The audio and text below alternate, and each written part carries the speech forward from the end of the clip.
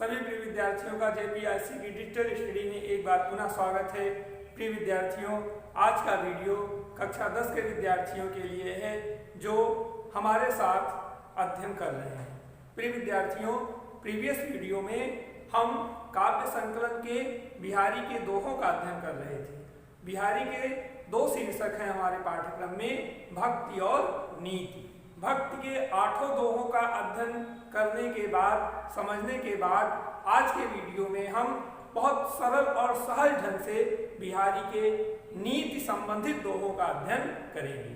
प्रिय विद्यार्थियों, इस नीति शीर्षक में कुल 7 दोहे हैं और ये 7 दोहे कई बार बोर्ड परीक्षा में पूछे जा चुके हैं। और उससे भी महत्वपूर्ण, नीति का जो शाब्दिक अर्थ होता है वो है नीत्वाधार से बना है, जिसका अर्थ होता है आगे बढ़ाना, आगे ले जाने वाले ऐसे सिद्धांत जो हमारे जीवन में मार्गदर्शक बन करके हमें उन्नति की तरफ ले जाते हैं, वो सभी नीतिगत कहलाते हैं।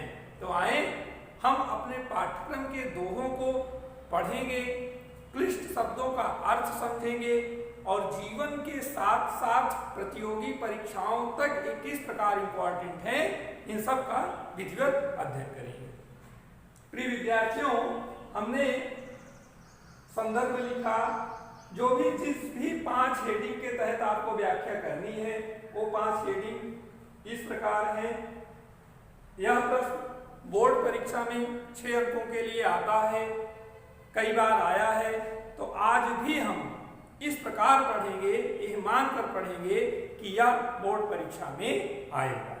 चलें और बिहारी के नीतिगत दोहों से संदर्भित दोहों का अध्ययन शुरू करते हैं।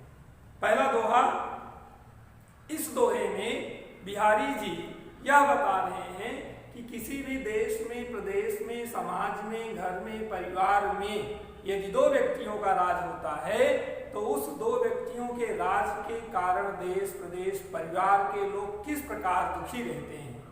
आए दोहे को देखें। दुसह दुराज प्रजान कौन, क्यों न बढ़े दुख दंद, अधिक अंधेरो जग करत, मिल पावस रवि चंद। ध्यान दें विद्यार्थियों, ब्रज भाषा में लिखा गया यह श्रेष्ठ दोहा बिहारी जी का, जिसमें नीतिगत बातों को उल्लेख करते हुए कह रहे हैं कि दुसह दुराज प्रजान कौ। दुसह का मतलब होता है कठिन, दुसह दुराज, 2 राज, 2 प्रकार के राज्य की नीतियां प्रजा को उसी प्रकार कष्ट देती हैं जैसे मिल पावस रवि चंद्र। इस सृष्टि के 2 राजा बनाए भगवान ने, इस संसार में 2 राजाओं को नियुक्त किया। दिन का नेतृत्व करते हैं सूर्य और रात्रि का नेतृत्व करते हैं चंद्रमा।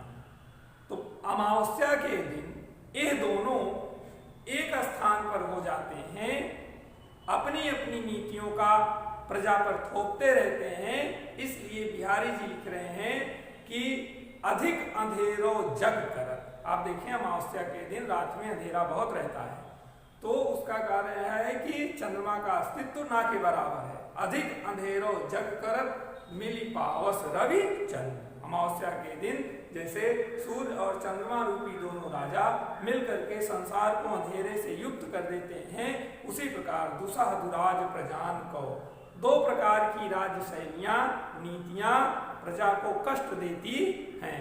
इसलिए ध्यान दें, 2 प्रकार की राज्य शासन प्रणाली ना अपनाएं। एक मत, एक डिसीजन, उसी के अनुसार कार्य करना चाहिए। चलें दूसरे दोहे को पढ़ते हैं। दूसरा दोहा भी बहुत श्रेष्ठ दोहा है। हमने बताया 7 दोहे श्रेष्ठ हैं और एक से बढ़ करके एक रत्न रूपी दोहे बिहारी जी के हैं। देखें, समाज में किस प्रकार से दुष्ट लोगों का सम्मान है, बुद्धिमान सज्जन व्यक्तियों का सम्मान नहीं है। इसको एक उदाहरण के द्वारा समझें। दोहा पढ़ते हैं। बसे बुराई जास तन, बसे बुराई जास तन, ताही को सम्मान। और दूसरे में उदाहरण दे रहे हैं। भलो भलो कहीं छोड़िए, खोटई ग्रह जप दान। इस दोहे में बिहारी जी कह रहे हैं कि बसो बुराई जासु तन ताही कौ सम्मान। जिसके शरीर में बुराइयां बसी हैं उसी का इस संसार में सम्मान है। आप देख लें, समाज में बहुत ही ऐसे शोषक वर्ग हैं, आपके एक छोटा सा तबका से लेकर के बड़े तबके तक जो शोषक है, जिसके पास धन है उसी का सम्मान, चाहे जितनी बुराई हो। उसी प्रकार जैसे ज्योतिष को थोड़ा समझें, खोटई जप ग्रह दान, दो प्रकार के ग्रहों का वर्णन किया गया है, शुभ अशुभ। शुभ ग्रह में है गुरु, बुध, सूर्य, चंद्रमा, और अशुभ ग्रहों में हैं राहु, केतु, शनि, मंगल आदि। तो ध्यान दें, जब भी कभी व्यक्ति ग्रहों के लिए पूजा अर्चना करता है तो सन के लिए करेगा। सन की 7.5 है, पूजा हो रहा है पंडित जी के द्वारा। राहु केतु उग्र हो गए हैं, जिनकी संतुष्टि के लिए पूजा अर्चना हो रहा है। कभी भी सूर्य के लिए नहीं किया जाएगा, गुरु के लिए नहीं किया जाएगा। उनको क्या मान लिया जाता है, भलो भलो कह छोड़िए। ये तो आपके उच्च कोट के ग्रह हैं, बहुत अच्छे ग्रह हैं सूर्य, गुरु।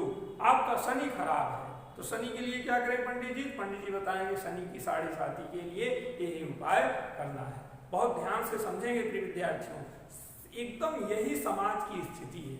आज भी अच्छे लोगों को, विद्वान सज्जन लोगों को सज्जन मानकर छोड़ दिया जाता है। सम्मान किसका किया जाता है? बसै बुराई जासु तन, जिसके शरीर में बुराइयां भरी हैं उसी का सम्मान। तो आप इसको अपने जीवन में आत्मसात करें, बुरे व्यक्ति को सम्मान ना दें, ना डरें। जो ईश्वर आपके कर्मों में लिखा होगा वही होगा। सम्मानित व्यक्ति को ही सम्मान दें, झूठी चाटकारिता ना करें, बल्कि प्रशंसनीय व्यक्ति की प्रशंसा करें। बढ़ते हैं और नीति शीर्षक का तीसरा दोहा पढ़ते हैं। देखें, नर की अरुणल नीर की गति एक करी रोय, जेतो नीचे भई चले तेतो ऊंचे हो। बिहारी जी का बहुत श्रेष्ठ दोहा है, बहुत प्रिय दोहा है।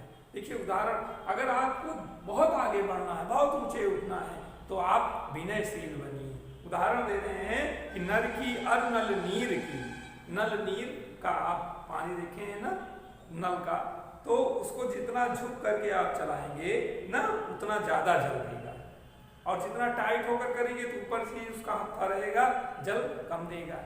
ठीक वही स्थिति है, जैसे मनुष्य जितना झुक करके चलेगा उतना आगे बढ़ेगा, उसी प्रकार जैसे नीर नल, बीच में संबंधवाचक चिन्ह लगा इसलिए रूपक अलंकार है।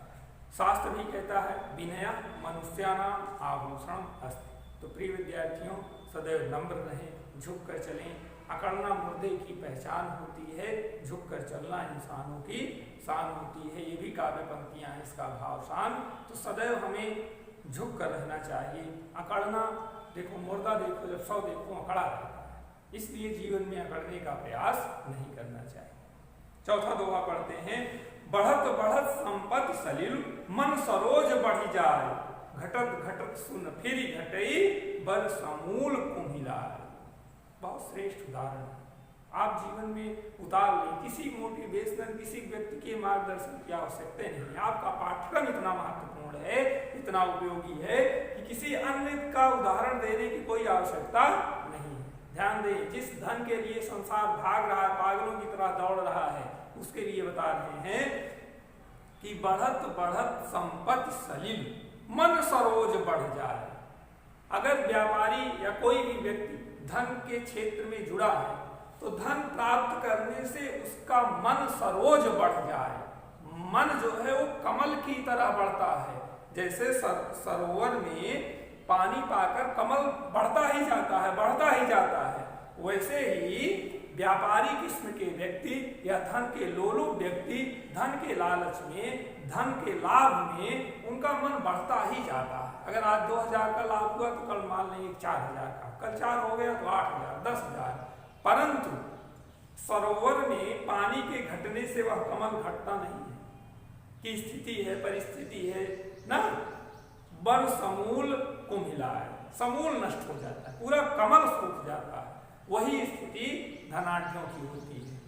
प्यारे बच्चों, इससे हमें यह शिक्षा मिलती है कि धन के लिए कभी भी अनैतिक कार्य नहीं करना चाहिए। ये मान लेना चाहिए कि आज धन बढ़ रहा है, कल धन घट सकता है। पांचवें में बिहारी जी कह रहे हैं कि यदि आप चाहते हैं कि आपका तेज बना रहे तो क्या करें? जो चाहत चटक ना घटे, मैलो होई न मित्त, रज राजस न छुआए तो नेह चीकने चित्त। यदि आप चाहते हैं कि आपका मुखमंडल कांतिमान रहे, आपके मुखमंडल से तेज ना जाए, जो चाहत चटक ना घटे, यदि आप चाहते हैं कि चटक का मतलब कहते हैं ना बहुत चटक है, गाढ़ा तेज ना घटे ना कम हो, और मैलो हो न मित्त, हमारा मन जो है वो दूषित ना हो, तो रज राजस न छुआए। ये जो राजसी व्यवस्थाएं हैं, जो राज गुण है, इनको आप स्पर्श ना करें, अपने मन में अपने हृदय में स्पर्श ना होने दें। क्या होगा? नेह चीकने चित्त, आपका चित्त जो है वो प्रेम की चिकनाई से सदैव जगमगाता रहे। आगे बढ़ते हैं और छठे दोहे को पढ़ते हैं। बुरो बुराई जो तजे तो चित खरो डरा। इस दोहे में बिहारी जी बता रहे हैं कि बुरा व्यक्ति भले ही अपनी बुराई को त्याग दे, चोर है अगर कोई तो भले ही चोरी करना छोड़ दे, लेकिन व्यक्ति उससे डरते रहते हैं, घबराते रहते हैं। दूसरी पंक्ति में उदाहरण दे रहे हैं, जो निकलंक मयंक लख गने लोग हित पार। चंद्रमा ने गलत कार्य किया था अहिल्या के साथ, इंद्र का साथ देने में गलत चंद्रमा ने साथ दिया था। उसकी कहानी सभी लोग जानते हैं, किसी दिन विस्तृत रूप से आपको बताएंगे ना। तो चंद्रमा के उस दुष्कृत्य के कारण आज भी लोग चंद्रमा को उसी हे दृष्टि से देखते हैं। यद्यपि चंद्रमा मनुष्य जाता है, चंद्रमा बुद्धि का देवता है, लेकिन फिर भी कलंक लगने के कारण वह कलंक उसको जीवन भर प्रभावित कर रहा है, इतिहास बन चुका है।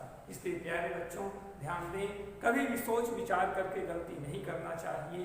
गलती हो जाए प्रायश्चित कर लेना चाहिए। अगर आप बुरे बन गए हैं तो बाद में चाहे जितना उसमें सुधार लाने का प्रयास करें, लेकिन लोग आपको उपद्रवी ही मानेंगे।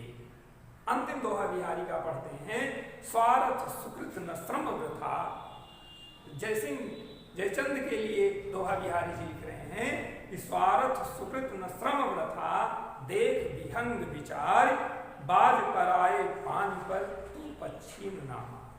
लक्षणा शब्द शक्ति के माध्यम से बिहारी लाल यह नीतिगत दोहा लिख रहे हैं कि स्वार्थ सुकृत न श्रम वृथा। जो यहाँ पर उदाहरण है, एक बाज पक्षी है और बाज पक्षी अपने ही कुल के छोटी पक्षियों को आहार बस खा लेता है, उससे नाश किसका हो रहा है? पक्षी बढ़ रहा है, पक्षियां नष्ट होती जा रही हैं। तो राजा जयचंद ने भी उसी प्रकार से भारतीय राजाओं की गुप्त नीतियों को मुसलमानों तक पहुंचाया, जिसके कारण लाभ लेकर के फूट डाल करके भारत पर मुसलमानों का राज स्थापित हो गया। तो राजा जयचंद के दरबारी कवि थे बिहारी, और कवि का धर्म होता है राजा को का मनोरंजन ही ना करना बल्कि नीतिगत धर्म भी देना। तो उस बाज पक्षी के माध्यम से जयचंद को संबोधित करते हुए राजा बिहारी लाल लिख रहे हैं कि स्वार्थ सुकृत न श्रम वृथा, ना तो इसमें आपका स्वार्थ है, ना तो आपका कार्य सुंदर है, और श्रम वृथा, श्रम भी व्यर्थ है। देख विहंग विचार, विहंग का मतलब पक्षी, विचार करके देखो बाज पक्षी, बाज पराए पानी पर तू पक्षी नामा। पराए प्राणियों, छोटे मोटे जीव जंतुओं, अपने ही बिरादरी की पक्षियों को ना मार। हे राजा जयचंद, भारतीय छोटे राजाओं को ना मार, अर्थात बचा लीजिए। तो प्यारे विद्यार्थियों, इन दोहों को एक बार आप वीडियो के सहारे लिख लेंगे, निश्चित रूप से समझ में आ जाएगा, क्योंकि बहुत ही सहज और सरल शीर्षक है। कल के वीडियो में हम इस पाठ के प्रश्नोत्तर के द्वारा आपके समक्ष पुनः उपस्थित होंगे। तब तक के लिए